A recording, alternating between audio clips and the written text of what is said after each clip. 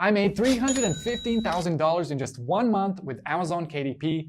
Here's how I did it. Hey guys, yes, that is in fact correct. I did make that amount in just 1 month with Amazon KDP. And in this video, I'll first show you the proof so that you can know that this is real, that I'm not making this up. And then more importantly, we will dive into all of these strategies, the knowledge, the insights that I've accumulated over time to be able to generate these types of results. Most of you probably don't know me. My name is Thomas. I've been a self-publisher for a really long time, something like more than 9 years at this point, I think. I've lost count, to be honest. But you might, however, know my software, BookBeam, which is, I'm biased, but I think is the best software out there for self-publishers. We help you to find the best niches, find the best keyword opportunities, to do tracking and spy on competitors, to optimize your existing books, to market them, and so much more. So it's like a full suite of tools for self-publishers. If you haven't checked it out already, I definitely invite you to check out our tools. So why am I sharing this now? Why am I doing this income report now? Why not sooner? Why do it at all? So I've had these types of results, to be honest, for a while already, for like something like 3 or 4 years in this kind of general ballpark. And the reason why I've kind of finally decided to come out and kind of share it and share my knowledge and show everybody my results, it comes down to a couple of reasons. So the first one is that doing this, showing my results, gives me and the videos and the knowledge that I share here the right frame. That's how you could call it. So what that means is, you know that what I'm sharing here has helped me to achieve these results. So by proxy, you know that the knowledge that I'm sharing here is really valuable and it works for me. So the only way it makes sense for me to do this is if I also share the results. And then secondly, it's also about, I realize that I have so much knowledge to share, so much great insights, and again, strategies that I've accumulated over time. So why not share it? Why not give it away to people whilst also helping our software BookBeam to get more seen and more known in this space? So it's kind of a win-win situation for everybody. And also just why not inspire you? I just want to also show you what's possible, you know. A couple thousand a month isn't, although that's a great accomplishment, I definitely won't take that away from everyone. It's not the ceiling. You can take this to really high heights. And by the way, the results that you'll be seeing me share here shortly, this is not the ceiling. There's definitely people, doing even bigger numbers than mine. So with that said, now let's dive into the proof. Now, one thing before we do that I have to mention is that the results that you see me talk about here come from 2 different accounts, so 2 different dashboards. And before you start typing, well, actually, you're not allowed to do that. Don't you know about the rules? Well, I'm very well aware of the rules. And if you want to get technical on me, I'll get technical right back. So technically speaking, these are not my personal accounts. The accounts don't belong to me personally. They do belong to 2 separate legal entities. So that's how this works. And that's how I stay within the rules of the game, if you will, stay within the rules of Amazon. So they're 2 different companies with 2 different everything, 2 different addresses, bank accounts, and everything else. So everything's entirely separate, and that's how this works. And by the way, if you don't quite know the difference between a company and a person can own a company, but they are still 2 different entities as seen by and as defined by the law. So a company is an entity. Companies may own other companies, but they're all separate. Generally, companies are separate entities, and physical people are separate entities. So that's how that works. So 1 account per person, yes, and 1 account per then legal person or company. So with that cleared out, now let's dive into the laptop. All right, so here we are. For the sake of this video, let's call this account number 1. So we're in the dashboard of account number 1, which did 130,000 in December of 2023. So first, let us do the refresh of truth and justice. Here we go. And why I call it the refresh of truth and justice is because, generally once you refresh a dashboard, you can know that nothing's been tampered with, because it's, you can kind of edit the web page and change up the numbers. But if you do this type of, the refresh here, I'm doing another one, you can know that, it's connected to the internet. You refresh the page and, it shows you the same numbers, then it's more likely to be real. All right, so that is the total amount for account number 1. I will also briefly scroll down to show you how much the top books contributed to this number. As you can see, the books are blurred. I won't make it that easy for you to just copy exactly all of my niches. I'm choosing not to do that for now. Because it's just going to be, if I were to do that, just a small percentage, relatively small percentage of the people that watch will copy the niches mercilessly. So that's why I'm protecting the books from that for now. I worked too hard for this. So that's account number 1. Before we dive into account number 2, I will already mention that around 35 to up to 38% to 40 goes to ads. So this is not pure profit by any means. So a sizable amount, a good chunk of this has gone into ads to be able to generate these results. So you don't really get to this place by just playing the game safely and organically. Oh, I'm not going to spend because I'm scared to spend money because that makes me uncomfortable. No, to get to this level, you have to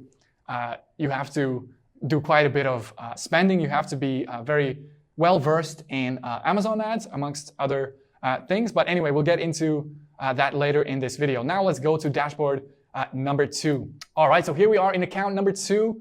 Let's do another refresh of truth and justice again, so that you can know that nothing's been tampered with and everything is real. Let's do another one just for fun. There we go, 185. So this is account number 2. And if you'll notice, this is a much newer account. It only has 15 books published inside of it. And again, this will be another kind of major talking point throughout this video. So again, let's scroll down to see the breakdown of how much the different books have contributed to achieve these results. So you can see 80-20 applies very, very strongly. Again, I'll keep this talking point, this discussion point for later. Very important. And if you add these two numbers up, you arrive at over $315,000. Now, before diving into all of these strategies, I will mention one last thing, is that I am assuming some base level of knowledge here. I'm assuming that you have some understanding of how Amazon KDP works, of how the publishing kind of process works, where you find the niche, you produce a book, whether that's low content, medium content, high content, then you publish it and you market it on Amazon. I'm assuming you've either watched some videos, perhaps you've even gone through the process a couple of times already. I'm assuming some base level of knowledge, just so we don't have to kind of go over all the same stuff that is out there already. And we can dive a little bit further. Now, again, this is not a video for advanced publishers, definitely not. It's made for a broad audience, but again, I'm not going to be going over the basics, so we can dive into the real meat, if you will. All right, point number 1, success in publishing boils down to 3 pretty basic and simple points. Find a great niche, produce a great book for this great niche, and lastly, market this great book for this inside of this great niche. That's it. That's all it is. This is where the secret lies. It's right in front of your face. So often when I share my results with somebody, one of the first things that comes to their mind is, okay, what are your secrets? What are your secret marketing tactics? Do you have some, are you using some kind of secret, going after some kind of secret niches and having some special keywords? No, none of that. None of that is true at all. So the success comes from these 3 basic points. So let me explain. So you want to find what is a great niche. So the way I define a great niche is one that has huge amounts of demand. So much demand that it can, propel your book up to the top, at least 10,000 in BSR, or ideally even lower or higher than that, depending on how you define it, numerically or higher in ranking. So basically, yeah, you want to go for the high rankings. That is where the sales and the money is made, in the high, in the high kind of BSRs, in the high rankings. That's how you want to be thinking about it. So you want niches that are very high in demand. And with competition, I actually will still go into niches that are quite competitive, that are considered quite competitive. And why it works for me is because I know that I will still be able to rise to the top, because I'm able to, point number 2, produce a great book inside of this niche that people are going to love, that's going to have an amazing cover that pops, that gets people's attention, that converts the browsers into actual buyers, so that turns the clicks into orders. I know I'll be able to do all of that, and therefore I will be able to do very well in this niche. Or in other times, I will also look at, are there new angles that I can publish a book under, kind of have a new angle, or like a sub niche that can still rise to the top of this niche. So all this kind of stuff would go into me sort of trying to think about what a good niche is. So point number 2, again, you're producing a really high quality book that people are going to love, going to leave 5 stars for, and that will also impact, obviously will impact how well you can do, but it will also impact point number 3, is your marketing. And for the most part, besides something like building reviews, it's going to be working with Amazon ads, because again, to reach this type of scale, you're going to have to be buying traffic. You're going to have to be paying to get your book in front of people. Like, you can't really expect to, expect to do things organically and expect Amazon to just flood your book. Yeah, you're the chosen one here, take all this massive traffic. No, that's not how it works. You're going to have to spend some money. But, for the ads to work, you're going to have to, again, select a good niche, because that will define how much your clicks cost inside of Amazon ads. And also your good book will help your ads to actually work.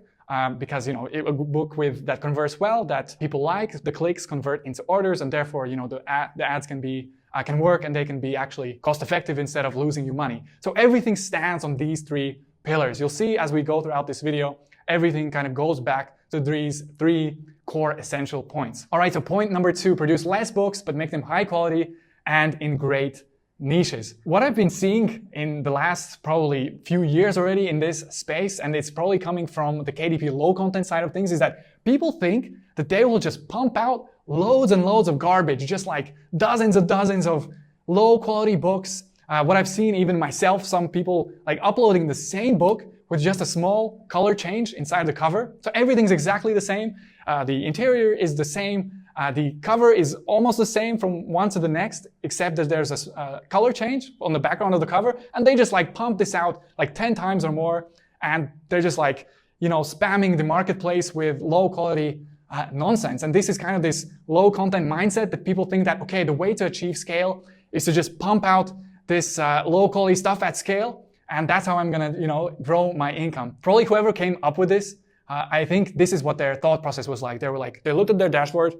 They were like, okay, so this book has made $10 this month for me. How do I get from here to 10K?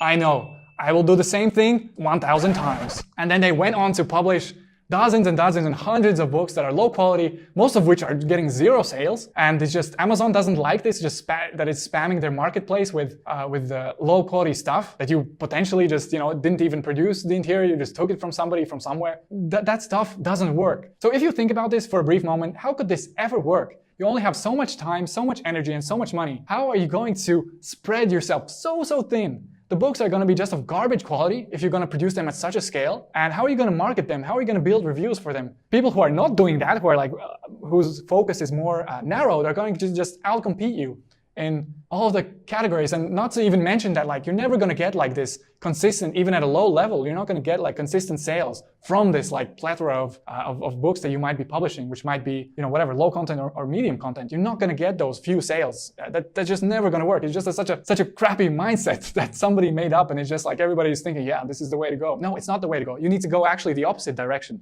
So if you were to think of like a scale, let's put this on a scale. So on one end of the extreme, let's say you're publishing like 1,000 books, just pumping them out, just like, you're just taking free content, templates, interior templates, just pumping them out, pump it out without too much regard of being able to focus on each and every book, each and every product. And on the other end of the spectrum, you have like producing just one book every few years, for example, you're J.K. Rowling or something. And so where you really want to be is you want to be somewhere, you don't want to be at this extreme. You definitely don't want to be at this one, but you don't want to be at this extreme either. You want to be close to this extreme. You want to be producing less books, but you want to make sure that they are high quality and they're like laser targeted. Like the way I approach this is that every single book that I produce and publish with our team, every single book is going to have the potential to do really, really well. And not just do really well throughout the year, it has extra potential to do extra well in Q4, but more on that later. So again, you want to be doing less books, but make sure that they are high quality and in great niches. You want to be producing less books and make sure that they have the potential. In my mind, I want them to have the potential to go into top 1,000 or even top 100. Of course, that most of the time it doesn't go that high, but still, that's the general mindset. The big sales are in the top of the BSR charts. That's where the sales are coming from. That's how you need to be thinking about it. So you have to be up-level your strategies, the same strategies, but again, they just kind of go to a new level. One little thing that I will mention here is that, again, you have to adapt this to where you are at. If you're just at the beginning, if you're just starting out, it might not be yet the best strategy for you to just like go try to produce like master level, like great books and great content and try to select the niches when you don't really know quite what you're doing. And that's very normal in the beginning. So in the beginning, you might still want to perhaps go for less competitive niches where you might not do that well with books that don't cost you that much to produce. That's fine. You might want to still do that in the beginning until you can get a better feeling for the different niches. How does Amazon even work? how do you get reviews, how do you use Amazon ads, you might want to first, as a first level, until you get to, I don't know, first 1,000, 5,000 or whatever, you might want to first be doing that before you try to kind of take things to the next level. Just wanted to put that out there because there is like a context to this, because I probably am in a slightly different place than some of you are. Okay, so now to really make this point hit home, let's look at some of the data. So here we've analyzed the combined data from both accounts from all the books and the combined income number. This is how much the top books contributed to the overall income. And get this, the top three books, only three books generated 75% of all of the, of that entire number. Isn't that pretty wild? 75%. And if you look at top four, it goes up to 80%. But pretty much most of it was done by like 3, 4, 5 books. Isn't that insane? Now let's sit and think about this for just a little bit. What does this mean? Does this mean we should be, going out there and just pumping out a lot of garbage into the ether?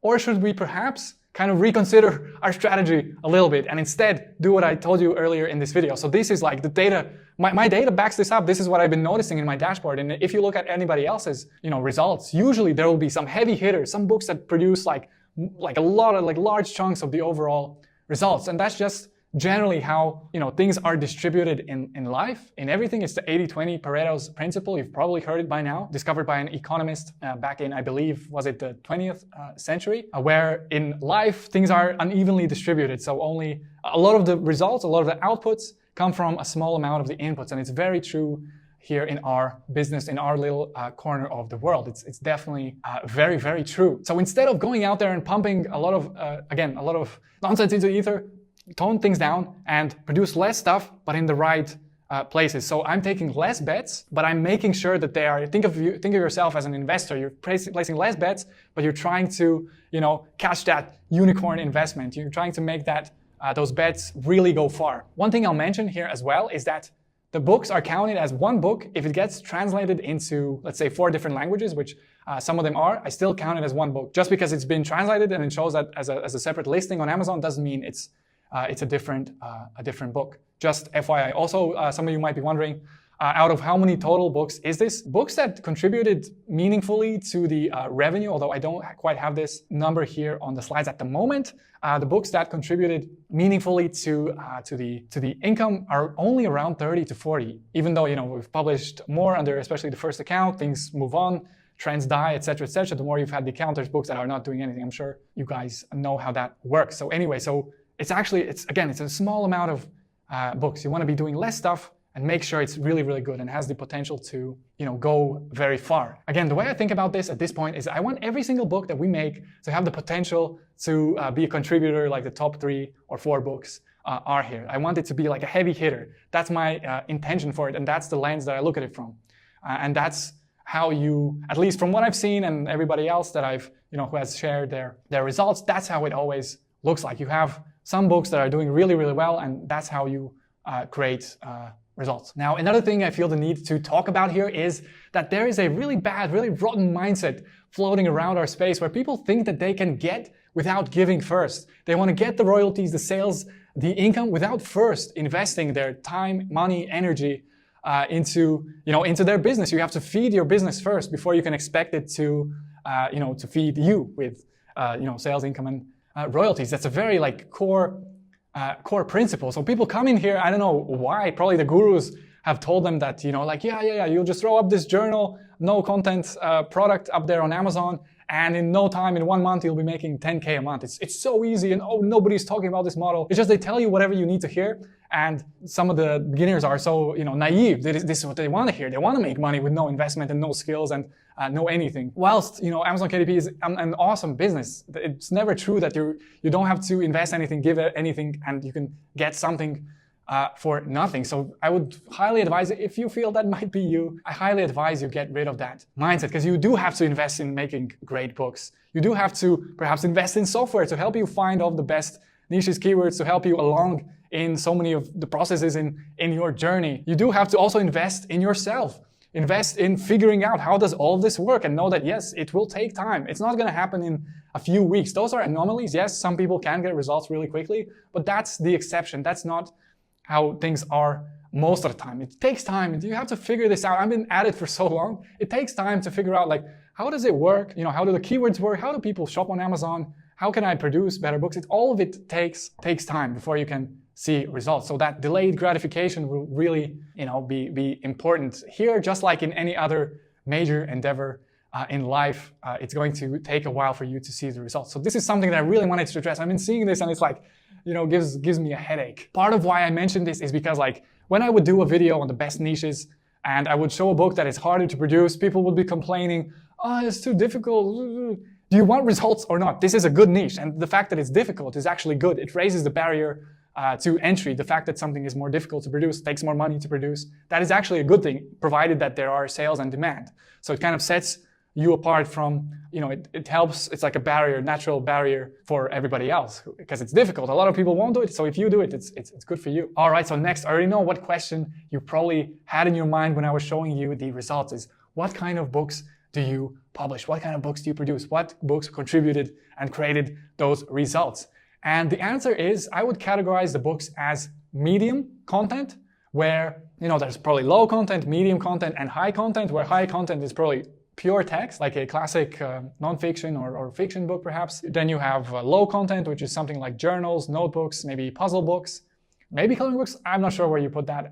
I'm not like very strict about, you know, how you categorize this, but my books probably would be medium content. A lot of them have both sufficient amount, like good amount of text and illustrations, but, you know, I've never, I don't limit myself to never doing low content. Some of them are also low content, some of them are high. It's kind of a little bit all over the map, but the core one is medium content that has like a good mix. It's quite a good amount of content in there. It's definitely not low. I definitely wouldn't call it low. So I would say yes, medium content. One thing that I will mention here though is that just because my results tend to come from medium content, it doesn't mean that you absolutely need to be doing the same thing as well. There's a lot of people who do really well with high content and low content as well. So I don't think that's a helpful mindset to just like lock yourself in for no other reason because, you know, you saw somebody who has good results with some type of content. I think it's much better to, for example, to load up a tool like the BookBeam Niche Finder, to load, you know, some kind of search, maybe the top selling self-published books or the recently published books that are selling really well, or whichever other type of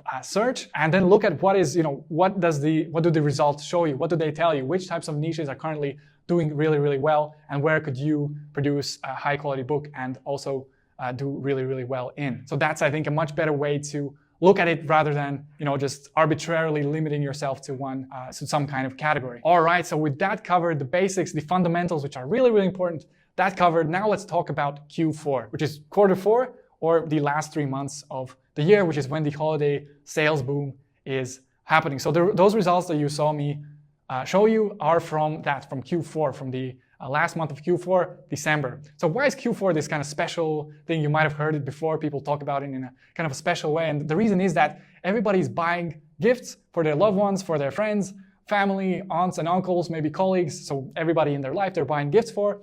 And books are a highly giftable item. They are a category that see a lot of that a lot of that sales volume increase during this time. And it is not a casual increase by any means. The increase is really, really substantial. And I've known this for a long time. That's why my whole entire strategy throughout the year is kind of crafted around making the absolute most out of Q4. So what that means is I always run, when we're looking at different potential niches and books to produce, is I always run it by the filter, will this do really, really well in Q4? I publish books that can do really well throughout the year, and they can do extra well during Q4. They can really they can milk that for all it's worth, that huge sales and demand spike during Q4. So it's kind of evergreen, but it can do extra well during Q4. What does that mean? So what types of categories do well during Q4? So basically, a helpful lens that I can recommend to you is run it by a question. How giftable is this item? It's like a giftability index that I've invented that you can kind of run books by. So how giftable is this book? So what is going to be giftable? Anything that's in the kids category, highly giftable. Anything that is like a joke book perhaps, or like a gag gift, also very, very giftable. Always in the top charts every single year. You see dad joke books and all different types of joke books, and it's hilarious, and it's happening in all the different marketplaces, not just in the US. So jokes and like trivia is very widely applicable. So that's like, you can think about who would be gifting these books, who would be receiving these books, and it's like a very broad audience. It's almost like you can gift it to anybody. And that's why also these categories tend to do really, really well. So pretty much all books will see like a significant increase during Q4, but these categories tend to do extra well. I didn't cover all of them by any means. These are just some examples. But yes, always go back to giftability. How giftable is this niche, is this book? So to really make the most out of Q4, the holiday sales rush, you really need to prepare well in advance. None of this end of November rolls by, beginning of December, you start saying, wow, the sales are picking up. Let me quickly scramble to produce something. Let me throw up some kind of free template that I found somewhere. Oh, I'll do really well. Quickly catch the holiday sales, these waves of increased demand and sales. No, that never works. That's such a newbie thing to do, and it never works. You're always too late. You don't want to be launching books in December. It's actually harder to launch in December because the traffic is picking up, the ads are becoming more expensive because they're also more effective. We'll get into that slightly later. So it's not a great time to be launching stuff. You have to think in advance. It's almost like you have to think almost like an investor. You can't be just reacting to things. You have to anticipate things in advance.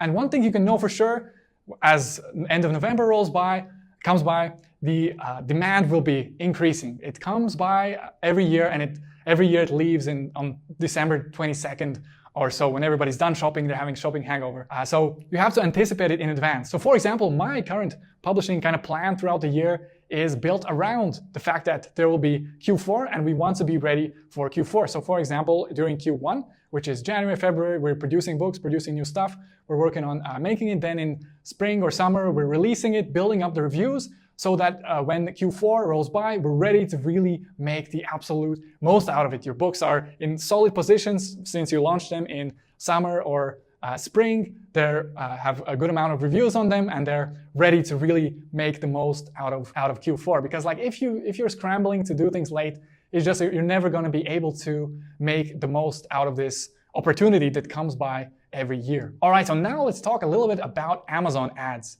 and specifically Amazon ads during Q4. I'm not really going to talk too much about the basics of Amazon ads. I'm assuming you know some of the basics when it comes to running Amazon ads. And even if you don't, I think this still will be helpful. The basics would be how do you set up the automatic targeting campaigns, keyword targeting, product targeting campaigns. Those will be some of the more basics. Let's talk about ads during Q4. So what is different during Q4? Pretty much everything is different during Q4. What happens during Q4? There's a huge influx of traffic coming into Amazon, and everybody's looking to buy gifts. What does this mean? So one, this means there's much more traffic and there's much more clicks. And the clicks are much more valuable. What does that mean? More of the clicks turn into orders, if that makes sense. So let's say in a usual time, it's maybe September, maybe it's March, whatever month it may be. Let's say it takes you 10 clicks for a certain keyword target. Let's say the keyword target is some kind of, let's say, word search for seniors, for example. So let's say that is a keyword that you are targeting, and on average, it takes you 10 clicks to get one order. Okay, so now let's contrast that to Q4. What will happen with that target in Q4 is that it will take much less clicks to get one order. So if it took 10 clicks to get one order in non-Q4 time, in Q4 it's going to take 5 clicks, for example, to get just that one order. So this means that the clicks have become more valuable because it takes less of them to generate orders, because there's an increased buying frequency, there's more purchasing and sales happening. So this means that everything changes during Q4. All the numbers that you've kind of relied on in a non-Q4 time before that, they pretty much go out the window until perhaps when Q4 is over and it's January. Why everything goes out the window? Because of the factors that I mentioned. The traffic is different, there's much more traffic, it takes less clicks to get an order. Also, this is an important one, some targets that usually might not work for you, that might be too expensive, some product targets if you want to show your book to some competitor book, or some perhaps keyword target that perhaps is very broad, might not work for your book during a normal time. During Q4, it might work, because again, it takes less of those clicks to get those orders. So you want to be running tests, you want to be running experiments, and you want to move quickly, because things are changing very quickly during Q4. It's actually, it can get a little bit stressful. There's a lot going on, and it's definitely, I'm at my dashboard. I have people who are helping me with it, but still, it's just because everything changes so quickly. It's also hard to, if you want to build a team, and it's hard to train them because Q4 rolls around there only once a year. So it's hard to train people for a time that you are not in. So you can't really get real world practice. So that's one point. Run tests, move quickly. Things that don't usually work for you can work for you during Q4. Another really important thing to talk about and discuss when we're talking about ads during Q4 is budgeting. And I've made so many mistakes around this in the past, in the earlier years, but you're lucky, you don't have to. You can learn from my mistakes. So, okay, budgeting. First of all, you have to realistically decide how much are you willing to spend on ads during Q4, because it will be an amazing time. It is a great opportunity, but you have to be realistic about it, kind of centered, mindful. How much am I willing to invest? Because remember, there is a cash flow challenge that, the payouts come 60 days later. So just be realistic about it. See how much are you willing to spend. That's one major point. Then the second point is, when we're talking about budgeting, is don't spend too much too soon. So you might be getting really excited. You see things ramping up. It's December 1st, let's say. You see things ramping up and you really want to make the most of it. You might be tempted to kind of like be aggressive with it, start testing everything. All of the targets, you start seeing that like targets that usually don't work for you are working for you. Get really excited. These broad terms maybe work for you and you start spending. But then you realize when you enter the height is around December 12th to December 19th. This is when there's the holiday sales boom height, when everybody's buying, most people are buying all the gifts around that time. There's some people who start earlier, obviously, but that's when it's just the height. That's when everything is going ballistic. So you want to make sure that you still have a good chunk of your budget for those dates. Again, I've been in situations in the past where I overspent and like I missed out on better opportunities for that same money to be spent in that time. And I've been like, oh, I spent too much in the first part of the sales rush. So be mindful about it and don't spend too much too quickly. Pace yourself, and that will help you to really make the most out of things. Lastly, let's talk about the foreign marketplaces as well. They contributed to the results, to the numbers as well. So what do I mean when I say foreign marketplaces? There's the obvious ones, Canada and UK. They're English speaking, so there's no extra work you have to do to take advantage of them. And then there's the 4 European ones, Germany, France, Italy, and Spain. So all of them contributed to some extent to those results. Now this year though, most of the results came from the US because I was more focused on the US. It just so happened that with the niches and the timing and whatever, that US it made the most sense to focus on the US, the Amazon.com marketplace. In other years, in previous years, again, where I've achieved similar results, we have had a bigger proportion of the sales come in from, let's say, European and UK marketplaces. So just because the US eats up such a significant part of this pie chart, it doesn't mean that the foreign marketplaces are not that powerful. They actually are. It just so happened that this year,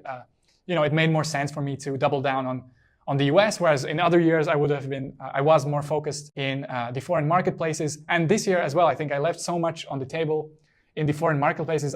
We just didn't have the capacity to keep track of everything, to make sure that everything is run well, because you don't want to spend money without a good return. So there was definitely opportunities left on the table in, I think especially in the European marketplaces, somewhat maybe in the UK too. And in case you're not that familiar, so how would you go after enter the foreign marketplaces or the European marketplaces? You would just basically translate your book to the local language. You would use some kind of service, or if you're new to working with this translator, you might want to hire somebody else to proofread their work to know that they are actually doing a good job with the translation, that it's not just thrown into Google Translate. So that's how you would kind of take advantage of that. It's the same cover, the same content. So a lot of the times it can be a really, really good opportunity because, the demand is pretty similar. Like we're becoming a very global, very connected world. So the demand and the niches that are in demand in the US, highly likely will also be demand in Europe. So just because it's a different language most of the time doesn't mean that there won't be demand. The demand and the niches overlap all the time. Also, there's an interesting dynamic with Amazon.com and the other marketplaces, and that is that Amazon.com is the biggest by far, but the other ones are also growing and they've become actually quite substantial. However, Amazon is still the biggest. It's the leader. It's a great economy. People love to shop. And so what that means is you can go very far, but it will cost you. So it's expensive. It's also more competitive. This means that the ads cost more in Amazon.com. However, in the UK, let's say, or in the European marketplaces, you can still do really, really well. They're already pretty substantially large, the Amazon's presence in these markets. So it's definitely worth the extra work to take advantage of them. They are smaller, yes, compared to Amazon, but the ads are less expensive because they are also less competitive. So it's like an interesting dynamic where like you can go quite far in the US because there's, it's just massive, but in the European marketplaces, you can still do well and it will also cost you less. So it's kind of like you got to decide. Either you can try to do everything, you can try to, in this case for me, it kind of made sense. Okay, I'll just focus here this year. And last year, again, as I've mentioned, we were more kind of dispersed, focusing in other areas. It just depends on where is you got to kind of get a sense of where is your best opportunity, where the most is the most demand during the sales rush, where is it coming from, or where is it usually, are your books translated, did you manage to translate it, did you not? So all that would go into factoring when you decide how you want to play this. All right, guys, so that's all for this video. I hope you found it useful and enjoyable and took a lot away from it. It's always a great time to be preparing for Q4. So if you need the best tools to help you with research, with marketing, with finding the best niches, with optimizing your books, and a lot more, I invite you to check out bookbeam.io. With that said, thanks for watching, and I'll see you around.